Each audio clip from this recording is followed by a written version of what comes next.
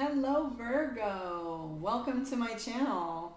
I'm about to do your reading for the week of August 13th through the 19th. I'm Karma with Karma On Deck. I'm also guessing on Babalao Psychic Readings, seeing as how I work for My Psychic One. We are featuring some of the talent from My Psychic One, so you have an opportunity to meet those of us that work for the web page, the website. So let's take a look and see what's coming up for you, Virgo.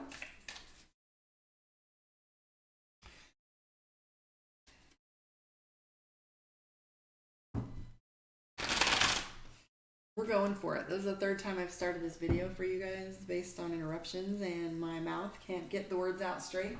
So let's see where you sit, Virgo. Ready, go. All right. King of Wands comes up first. So both King of Wands and the Emperor card both talk to us about leadership. The Emperor being a leader who runs things on his own, so to speak. He doesn't take much advice. And the King of Wands is all about leadership and personal leadership. If you're doing anything that has to do with teaching, there is the Page of Wands, or if you're going back to school, this feels like something small. It doesn't feel like college. It feels like maybe a CEU or online class or something that's coming up for you. Criticism is playing a big part in your upcoming week. So if you're having a hard time processing information or having a hard time taking other people's advice or their input, this is going to be a tough one for you. The Three of Wands is got the little flames here. The heat is on, so to speak. And this is all about people talking, gossip.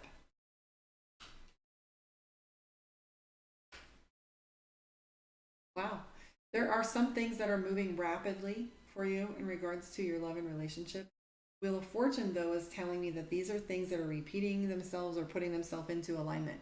So the Wheel of Fortune talks about returning, or for those of you that have been dealing with your exes or dealing with your love or in a different way with your Mercury retrograde, the Wheel of Fortune is telling me that fate is putting things back into alignment for you. Seven of Cups, that's you. That's all you. That has to do with you bringing yourself into balance. This has nothing to do with alignment individuals.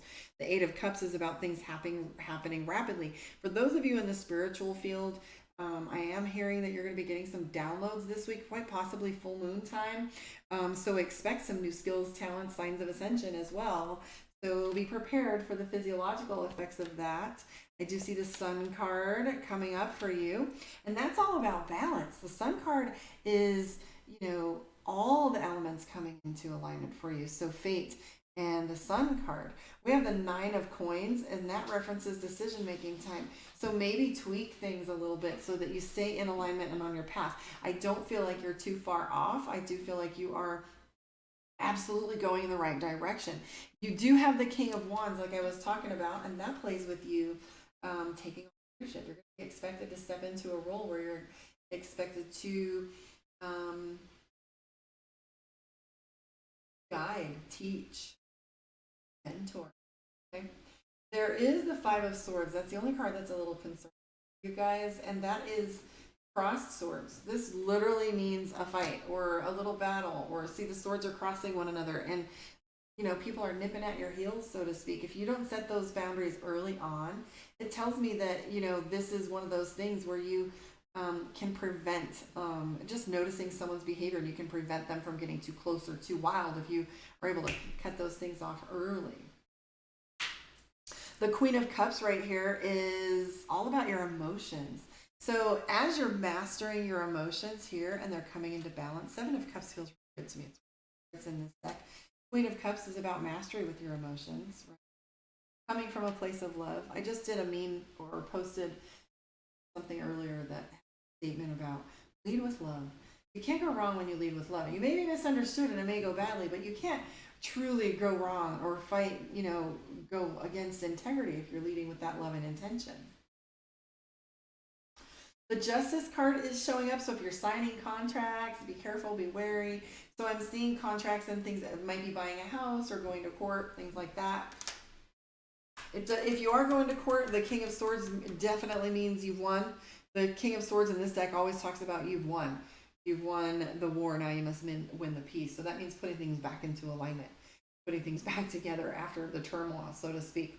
So Nine of Wands is all about you being halfway. So if you're putting some of your effort into foundation building. It's telling me that you're doing well. Foundation building is really hard. When you're doing foundation work, there doesn't seem to be much movement, but when you begin to build off of that platform, so to speak, it goes. So anyway, guys, yeah, I am seeing this one though. For those of you that are single or those of you that are in relationships, the Eight of Cups talks about things moving rapidly in relationships. So watch for those hairpin curves, okay? Because this might tell us that there's some changes, or that when you do come to that point, things might move pretty quickly. Anyways, guys, I'm Karma with Karma on Deck. If you would like a reading with me, karmaondeck.com, or you can find me at My Psychic One all the time. I'm going to do a reading for you from Divination of the Ancients. Let's take a look and see what pops off for you there. Yeah. Ooh, don't you love this blue, by the way? This mat is amazing. Dog and Dragon made that for me, Nancy Hall. All right, here we go. Dead from the center. Shh. Ow. Dice. Dice. All right, let's take a look and see. Risky, baby, risky. So it says gamble. Take a gamble. Okay. So it says, should you stay or should you go? This is what you've been wondering of late. You want to throw in the towel, but if you do, you're running away from your responsibilities. Perhaps you should persevere and carry on. It might get better. But what if it doesn't? If a situation is not serving you as it should, if you are not being appreciated, then surely it is time to leave. However, as you have put so much time and energy, it may be a mistake to leave before you reap the rewards. You can stay in the warmth of your current comfort zone or gamble it all away on a leap into the unknown, which might eventually lead you to adventures that will fulfill your soul, dreams, and desires.